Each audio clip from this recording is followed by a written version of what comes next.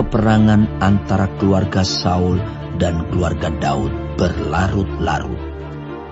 Daud kian lama kian kuat, sedang keluarga Saul kian lama kian lemah. Di Hebron lahirlah bagi Daud anak-anak lelaki. Anak sulungnya ialah Amnon dari Ahinoam, perempuan Yisrael. Anaknya yang kedua ialah Kileab dari Abigail, bekas istri Nabal, orang Karmel. Yang ketiga ialah Absalom, anak dari Maakah, anak perempuan Talmai, Raja Gesur. Yang keempat ialah Adonia, anak dari Hagit. Yang kelima ialah Sefaca, anak Abital.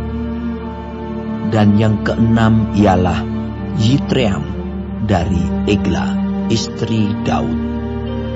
Semuanya ini dilahirkan bagi Daud di Hebron. Selama ada peperangan antara keluarga Saul dan keluarga Daud, maka Abner makin mendapat pengaruh di antara keluarga Saul.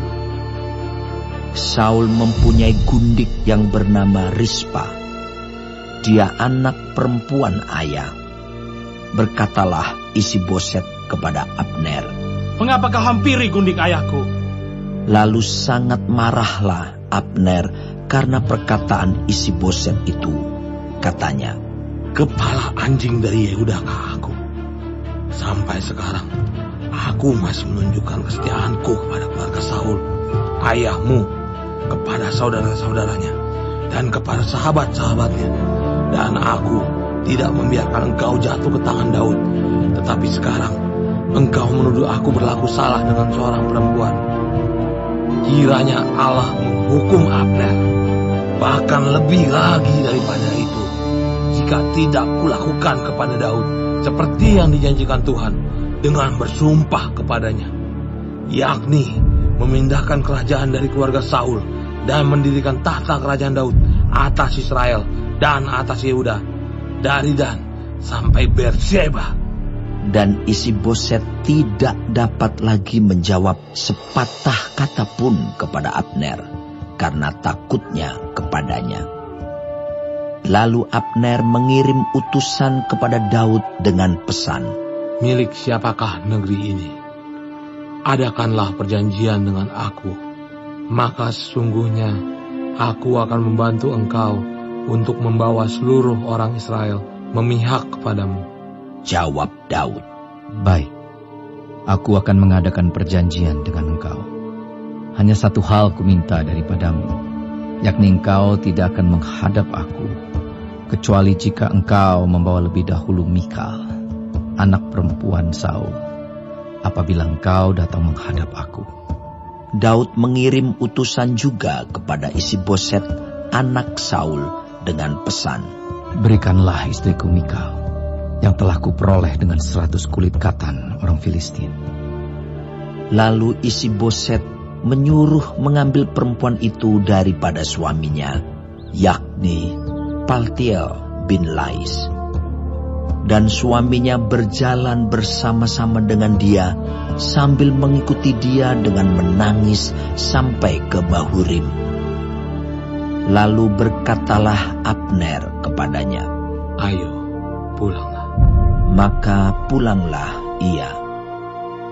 Sementara itu berundinglah Abner dengan para tua-tua orang Israel. Katanya, "Telah lama kamu menghendaki Daud menjadi raja atas kamu. Maka sekarang bertindaklah, sebab Tuhan sudah berfirman tentang Daud demikian. Dengan perantaraan hambaku Daud, aku akan menyelamatkan umatku Israel dari tangan orang Filistin dan dari tangan semua musuhnya." Abner berbicara dengan orang Benyamin, pula Abner pergi membicarakan dengan Daud di Hebron segala yang sudah dipandang baik oleh orang Israel dan oleh seluruh kaum Benyamin. Ketika Abner datang kepada Daud di Hebron bersama-sama 20 orang, Maka Daud mengadakan perjamuan bagi Abner dan orang-orang yang menyertainya. Berkatalah Abner kepada Daud, Baiklah, aku bersiap untuk pergi, mengumpulkan seluruh orang Israel pada tuanku raja, supaya mereka mengadakan perjanjian dengan tuanku, dan tuanku menjadi raja atas segala yang dikehendaki hatimu.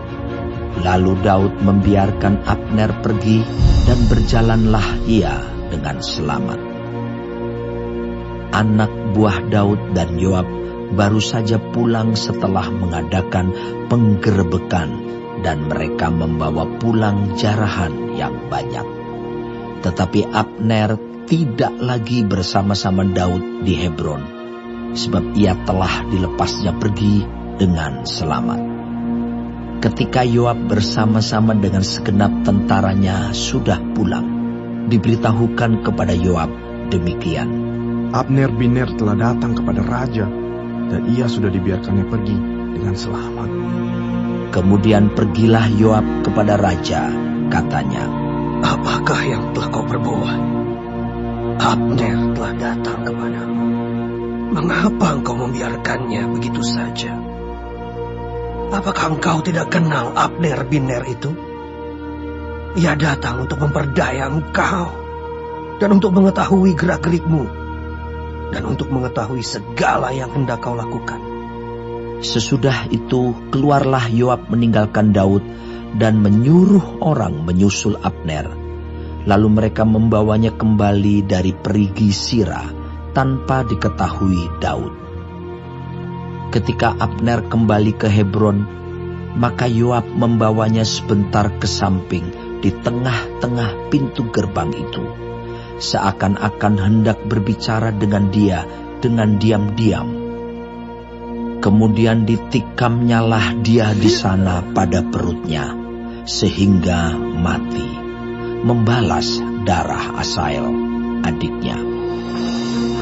Ketika hal itu didengar Daud kemudian, berkatalah ia, Aku dan kerajaanku tidak bersalah di hadapan Tuhan, sampai selama-lamanya terhadap darah Abner bin Ner itu. Biarlah itu ditanggung oleh Yoab sendiri dan seluruh kaum keluarganya. Biarlah dalam keturunan Yoab tidak putus-putusnya ada orang yang mengeluarkan lelehan, yang sakit kusta, yang bertongkat, yang tewas oleh pedang, atau yang kekurangan makanan.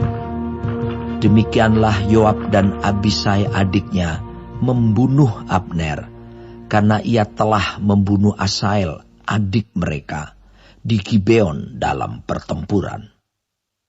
Dan berkatalah Daud kepada Yoab dan kepada segala rakyat yang bersama-sama dengan dia, Koyakanlah pakaianmu, dan lilitkanlah pada tubuhmu kain kabung, dan merataplah di depan mayat Abner. Raja Daud sendiri pun berjalan di belakang usungan mayat. Ketika orang menguburkan Abner di Hebron, maka menangislah raja dengan suara nyaring pada kubur Abner, dan seluruh rakyat pun menangis. Karena Abner raja mengucapkan nyanyian ratapan ini, Apakah Abner harus mati seperti orang bebal? Tanganmu tidak terikat dan kakimu tidak dirantai. Kau gugur seperti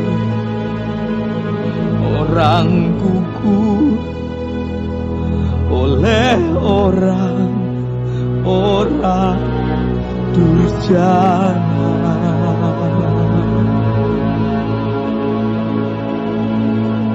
dan seluruh rakyat itu makin menangis karena dia. Seluruh rakyat datang menawarkan kepada Daud untuk makan roti selagi hari siang. Tetapi Daud bersumpah, katanya, Kiranya Allah menghukum aku, Bahkan lebih lagi daripada itu. Jika sebelum matahari terbenam, aku mengecap roti atau apapun. Ketika seluruh rakyat melihat hal itu, mereka menganggap hal itu baik. Seperti segala sesuatu yang dilakukan raja dianggap baik oleh seluruh rakyat. Maka tahulah seluruh rakyat dan seluruh Israel pada hari itu bahwa pembunuhan Abner bin Ner bukanlah rancangan raja. Kemudian berkatalah raja kepada para pegawainya, "Tidak tahukah kamu bahwa pada hari ini gugur seorang pemimpin, seorang besar di Israel? Tetapi aku ini sekarang masih lemah, sekalipun sudah diurapi menjadi raja. Sedang orang-orang itu, yakni anak-anak Zeruya, melebihi aku dalam kekerasan. Kiranya Tuhan membalas kepada orang yang berbuat jahat setimpal dengan kejahatannya."